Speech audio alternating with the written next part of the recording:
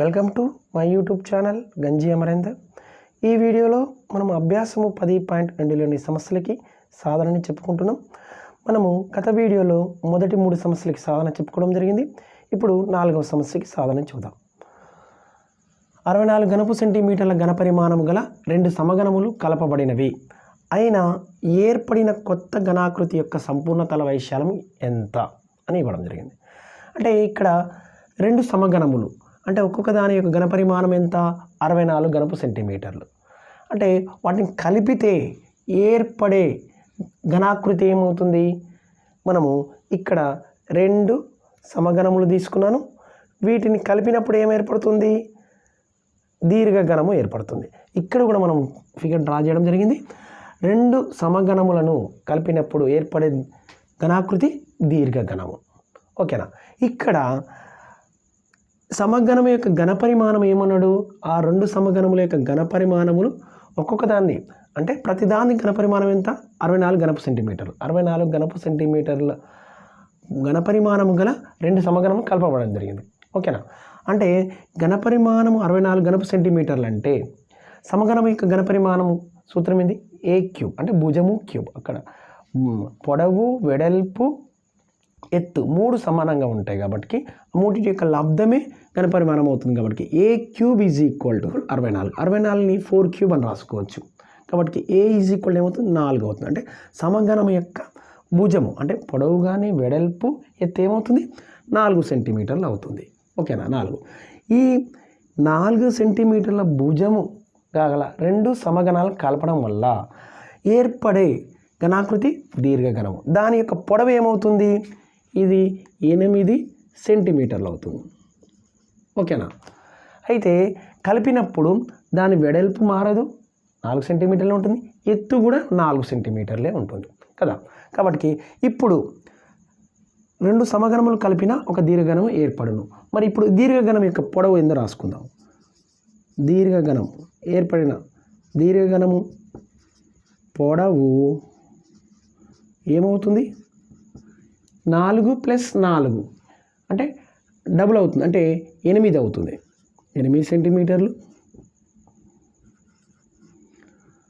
ఎత్తు 4 సెంటీమీటర్లు. వెడల్పు 4 సెంటీమీటర్లు. అంటే ఎత్తు అంటే h = 4, వెడల్పు అంటే b = 4, దీని నుంచి పొడవు కదా l = 8 సెంటీమీటర్లు. ఓకేనా? ఇప్పుడు మనం ఏంటి? ఆ కొత్త ఘనాకృతి యొక్క సంపూర్ణ తల వైశాల్యం అన్నాడు. ఆ కొత్త ఘనాకృతి ఏంటిది? దీర్ఘఘనం. కాబట్టి దీర్ఘఘనము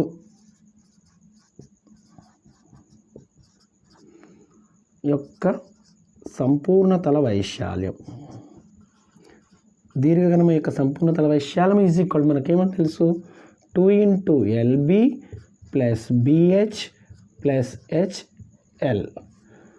2 × LB, L అంటే పొడవు 8, B అంటే 4 ప్లస్ B వెడల్పు 4, ఎత్తు 4 ప్లస్ H 4, పొడవు 8 ఏమవుతుంది? 2 × 8 = 32 ప్లస్ 4 16 ప్లస్ 4 32. 64 + 16 ఏమవుతుంది? 80. 80 × 2 అంటే 2 × 80 = 160. ఇక్కడ సంపూర్ణ తల వైశాల్యం కదా, 160 చదరపు సెంటీమీటర్లు. అంటే ఇక్కడ 2 సమఘనములను కలిపగా ఏర్పడిన క్రొత్త ఘనాకృతి యొక్క సంపూర్ణ తల వైశాల్యం కనుక్కున్నాడు. ఆ క్రొత్త ఘనాకృతి ఏంటి? దీర్ఘఘనం. కాబట్టి దేర్ఫోర్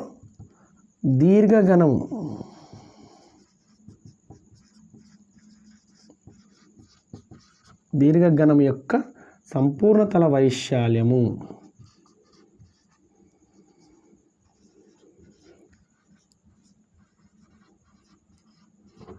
దీర్ఘఘనం యొక్క సంపూర్ణ తల వైశాల్యం 160 చదరపు సెంటీమీటర్లు. ఓకేనా? ఇప్పుడు 5వ సమస్యకి సాధన చూద్దాం. ఒక నీటి ట్యాంకు 2 చివరలు అర్ధగోళాకారముగా ఉన్న స్తూపం వలె ఉన్నది. స్తూపము యొక్క బాహ్య వ్యాసము 1.4 మీటర్స్ మరియు దాని పొడవు 8 మీటర్లు. నీటి ట్యాంక్ బయట రంగు వేయడానికి చదరపు మీటరుకు ₹20 వంతున ఎంత ఖర్చు అగును?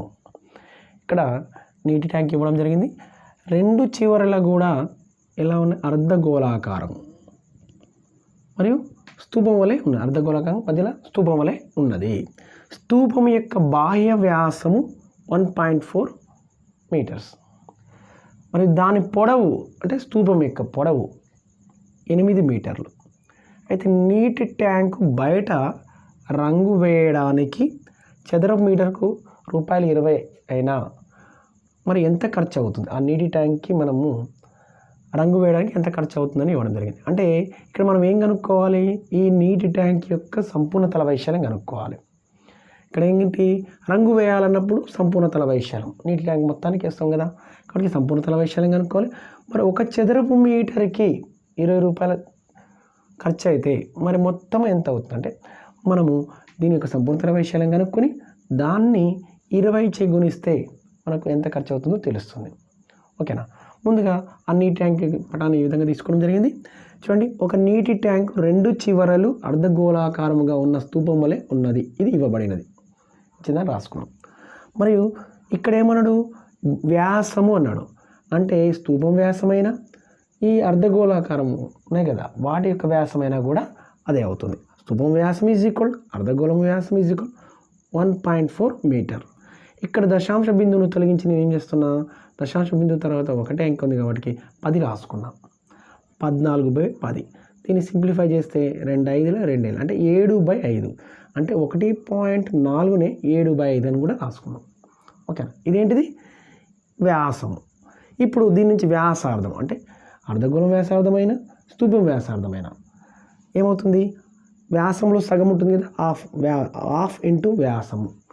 వ్యాసం ఏంది? 7/5 1/2 వ్యాసార్థము. R ఈజ్ ఈక్వల్ 1/2 ఇంటూ వ్యాసము అంటే 7/5.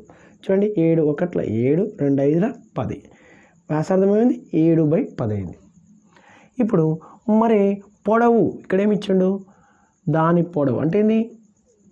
ఇది అంటే స్తూపం యొక్క బాహ్య వ్యాసం 1.4 మీటర్స్ మరియు స్తూపం యొక్క పొడవు అని అర్థం 8 మీటర్లు. అంటే స్తూపం యొక్క పొడవే ఎత్తుగా తీసుకుంటాం. 8 మీటర్లు ఇవ్వడం జరిగింది. H is equal 8. ఇదంతా కూడా ఇచ్చిన సమాచారం. ఇప్పుడు నీటి ట్యాంక్ మనం ఎందుకు రంగు వేయడానికి ఎంత ఖర్చు అవుతుందో కనుక్కోవడం కోసం ఆ నీటి ట్యాంక్ యొక్క సంపూర్ణ తల వైశాల్యం ఈజ్ ఈక్వల్ టు ఎలా వస్తుంది? స్తూపము ఉంది కదా మధ్యలో, వక్రతల వైశాల్యం ఏం రాసి అంటే స్తూపము వై వక్రతల వైశాల్యము ప్లస్ ఇక్కడ రెండు వైపుల అర్ధగోళాలు ఉన్నాయి కాబట్టి 2 ఇంటూ అర్ధగోళము వక్రతల వైశాల్యం వై వక్రతల వైశాల్యము. ఓకేనా? ఇప్పుడు స్తూపం వక్రతల వైశాల్యానికి మనము 2πrh 2 ఇంటూ అర్ధగోళం యొక్క వక్రతల వైశాల్యం 2 ఇంటూ 2πr² అంటే ఏమవుతుంది? 4πr² అవుతుంది. 5r². చూడండి, రెండిటిలో 2πrని కామన్ తీస్తే ఇక్కడ ఏముంటుంది? H. ఈ 2πr బయటికి వెళ్తే ఇక్కడ 2r ఉంటుంది. ఓకేనా? ఇక్కడ 5r² r ఇంటూ r రాసి అనుకోండి. 2πr మనం కామన్ తీస్తే ఒక 2 ఉంటుంది, ఒక r ఉంటుంది. ఇప్పుడు ఇక్కడ వాల్యూస్ని తీసుకున్నట్లయితే 2 ఇంటూ 5 అంటే 22/7 వ్యాసార్థము r అంటే ఇక్కడ చూడండి 7/10 7/10 H అంటే 8 ప్లస్ 2 ఇంటూ r అంటే 7/10. చూడండి, 7కి 7 2 1 2 5 ఏం మిగిలింది? 22/5. చూడండి, 2 1 2 5 8 ప్లస్ 7/5 8 ప్లస్ 7/5 ఏమవుతుంది? 8 5 40 ప్లస్ 7 47/5 అవుతుంది. 47/5 ఏమవుతుంది?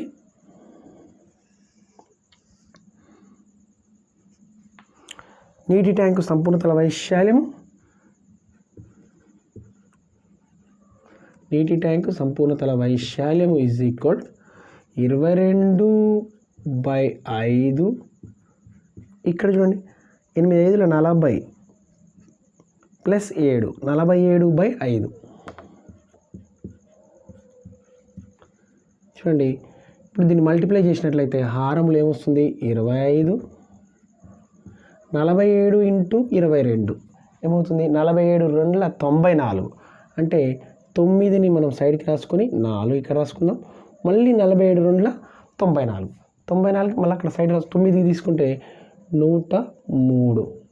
ఇదేంది 103 అంటే 1034/25. నీటి ట్యాంకు సంపూర్ణ తల వైశాల్యం ఏమొచ్చింది 1034/25 చదరపు మీటర్లు. ఇక్కడ మనకంతా కూడా మీటర్లు ఇవ్వడం జరిగింది కాబట్టి ఇది చదరపు మీటర్లు అని తీసుకోవాలి. ఓకేనా. నీటి ట్యాంకు సంపూర్ణ తల వైశాల్యము 1034/25 చదరపు మీటర్లు. లేదా దీన్ని మనము 1034/25తో భాగించామనుకోండి మనకు వాల్యూ తెలుస్తుంది. అంటే నేను ఏం చేస్తున్నాను సింపుల్గా 4తోటి మల్టిప్లై డివైడ్ చేస్తున్నాను.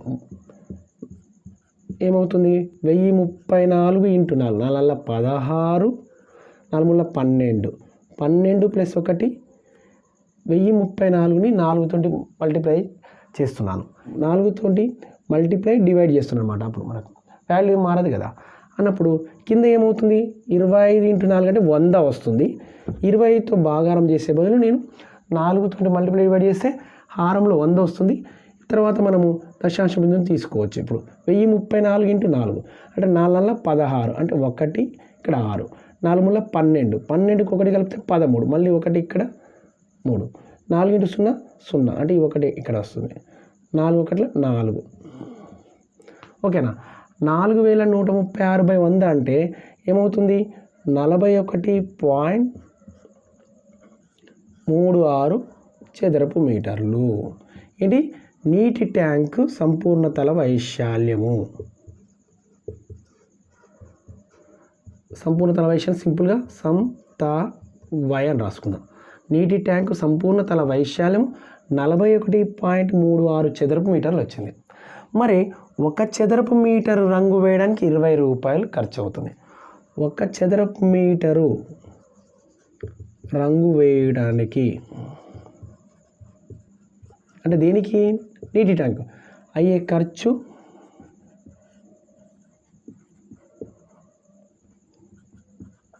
20 రూపాయలు. అయినా 41.36 చదరపు మీటర్లు చదరపు మీటర్లకు మీటర్లు రంగు వేయడానికి అయ్యే ఖర్చు ఈజ్ ఈక్వల్ 41.36 ఇంటూ 20 రూపాయలు. ఓకేనా. ఇక్కడ చూడండి 41.36ని 20తో మల్టిప్లై చేయాలి. 20తో మల్టిప్లై చేసినప్పుడు 20 అంటే ఏం రాసుకోవచ్చు 10 ఇంటూ 2 అని రాసుకోవచ్చు. 10 ఇంటూ 2 రాసుకుంటే 10తో మల్టిప్లై చేస్తే ఏమవుతుంది ఫస్ట్ 413.6 అవుతుంది. ఓకేనా. 413.6ని మనము ఏం చేయాలి 2తో మల్టిప్లై చేయాలి ఇక.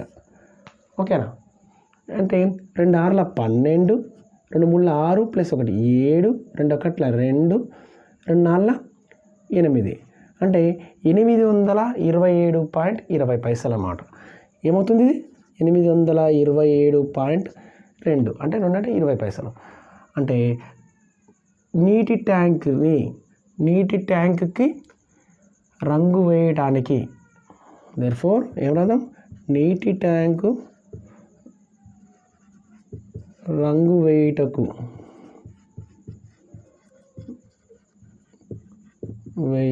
అయ్యే ఖర్చు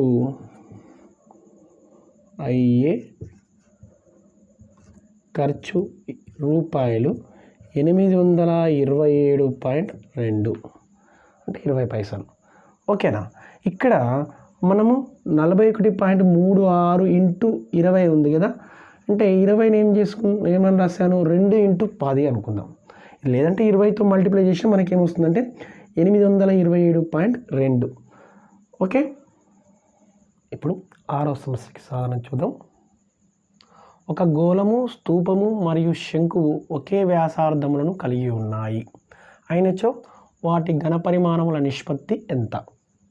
ఇక్కడ సూచన ఇంకేమిచ్చాడు, గోళము వ్యాసము, స్తూపము ఎత్తు మరియు శంకువు ఎత్తులు సమానము అని ఇవ్వడం జరిగింది. ఓకేనా, అంటే ముందుగా గోళము, స్తూపము మరియు శంకు ఒకే వ్యాసార్థము కలిగి ఉన్నాయి అది ఇవ్వబడింది. ఒక గోళము, స్తూపము మరియు శంకు ఒకే వ్యాసార్థం కలిగి ఉన్నాయి, ఇది ఇవ్వబడింది రాసుకున్నాం. అంటే గోళం వ్యాసార్థం ఈజ్ ఈక్వల్, స్తూపం వ్యాసార్థం ఈజ్ ఈక్వల్, శంకు వ్యాసార్థం ఈజ్ ఈక్వల్ స్మాలర్. ఓకేనా, మరి ఇంక ఇక్కడ ఏమి ఇచ్చాడు, గోళము వ్యాసము, స్తూపం ఎత్తు, శంకు ఎత్తులు సమానం. గోళము వ్యాసము చూడండి ఇది రాసుకున్నాం, స్తూపం ఎత్తు మరియు శంకు ఎత్తులు సమానమని ఇవ్వబడినది సూచన. అంటే గోళం వ్యాసం ఏంది 2r, అంటే స్తూపం ఎత్తు h, శంకు ఎత్తు h, అంటే సమానం కదా. స్తూపం ఎత్తు మరియు శంకు ఎత్తులు గోళం వ్యాసానికి సమానం కాబట్టి స్తూపం ఎత్తు h, శంకు ఎత్తు h, కాబట్టి 2r ఈజ్ ఈక్వల్ h అగును. ఇక్కడ ఇది ఒక గోళము, ఇది స్తూపము, ఒకే వ్యాసార్థము, ఒకే వ్యాసార్థము గల గోళము, స్తూపము, శంకువు. ఓకేనా, అయితే ఇప్పుడు మనం ఏం కనుక్కోవాలి, వీటి ఘనపరిమాణాల నిష్పత్తి కనుక్కోవాలి. ఓకేనా, ఇప్పుడు గోళం ఘనపరిమాణం ఏమవుతుంది, గోళము ఘనపరిమాణం 4/3 5r³. నెక్స్ట్ స్తూపం ఘనపరిమాణం 5r²h. మరి h ఈజ్ ఈక్వల్ టు ఏమని రాయాలి ఇందులో, ఇక్కడ h ఈజ్ ఈక్వల్ 2r కదా, 2r రాస్తే ఏమవుతుంది 5r² ఇంటూ 2r అంటే 25r³. స్తూపం ఘనపరిమాణం ఏమైంది 25r³ అయింది ఇక్కడ ఈ సమస్యలో. నెక్స్ట్ శంకు ఘనపరిమాణం is equal 1/3 5r²h, 1/3 5r². h అంటే 2r కదా, అంటే ఇక్కడ ఏమి ఇవ్వడం జరిగింది సూచనలో, గోళం వ్యాసము స్తూపం ఎత్తుకు సమానమని, గోళం వ్యాసము శంకు ఎత్తుకు సమానం కదా, కాబట్టి h దగ్గర 2r రాసుకుంటే ఏమవుతుంది 2/3, 2 ముందు రాసుకుంటే 5r³. ఏంటిది, ఇది శంకు ఘనపరిమాణం ఈక్వల్ 2/3 5r³. మనం ఇప్పుడు ఏం కనుక్కోవాలి, అయిన వాటి ఘనపరిమాణముల నిష్పత్తి ఎంత అంటుండు. అంటే గోళము, మొదట గోళము ఘనపరిమాణము గ ఈస్టు ఘనపరిమాణము నిష్పత్తి కదా. నెక్స్ట్ ఏంది, స్తూపము ఘనపరిమాణం అంటే సింపుల్గా ఘన పరిమాణం ఈస్టు శంకు ఘనపరిమాణం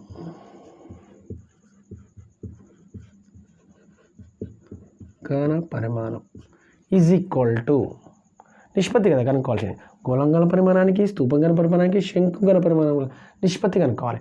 కాబట్టి ఘనపరిమాణాన్ని నేను సింపుల్గా గ అని రాసుకున్నాను. ఇప్పుడు గోళం ఘనపరిమాణం ఈజ్ ఈక్వల్ ఇక్కడే రాయాలి కానీ ఇక్కడ రాస్తున్నాను నేను. గోళం ఘనపరిమాణం ఏమొచ్చింది 4/3 5r³ ఈస్టు స్తూపం ఘనపరిమాణం 2 5r³ ఇక్కడ ఇది దీనికి దీనికి నిష్పత్తి తీసుకోవాలి. 2 5r³ ఈస్టు తర్వాత 2/3 5r³ చూడండి. ఇక్కడ 5r³ మొత్తంలో కాబట్టి ఏమవుతుంది క్యాన్సిల్ అయిపోతుంది. 4/3 ఈస్టు 2 5r³ క్యాన్సిల్ అయిపోతుంది, మొత్తం కామన్గా ఉంది కాబట్టి 2 5r³ క్యాన్సిల్ అయిపోతే ఏం మిగులుతుంది 5r³ మళ్ళీ 2 కూడా 2 5r³ అంటే ఇక్కడ 2 ఉంటుంది 2/3 ఈస్టు ఈ 2 5r³ క్యాన్సిల్ అయిపోయింది, ఈ 2/5r³ క్యాన్సిల్ అయిపోయింది, ఇంకేముంది 1/3 2/3 ఈస్టు 1 ఈస్టు 1/3. ఇప్పుడు 3 చే మల్టిప్లై చేసినాం అనుకోండి, 3 చే గుణిస్తే ఏమవుతుంది, ఈ 3కి ఇక్కడ 3తో మల్టిప్లై అయిపోతుంది, 2:, ఇక్కడ ఏం లేదు కాబట్టి 3 అవుతుంది, ఇక్కడ ఈ 3 క్యాన్సిల్ అవుతుంది, అంటే 2:3:1 వస్తుంది. ఇక్కడ 3 చే గుణించగానే రాసుకోవాలి. అంటే ఘనపరిమాణముల నిష్పత్తి, దేర్ఫోర్ గోళము ఘనపరిమాణము ఈస్టు స్తూపము ఘనపరిమాణం ఈస్టు శంకువు గా మనముల నిష్పత్తి, అంతే కదా. ఏమొచ్చింది, 2:3:1. వాటి ఘనపరిమాణాల నిష్పత్తి 2:3:1. Okay, thank you.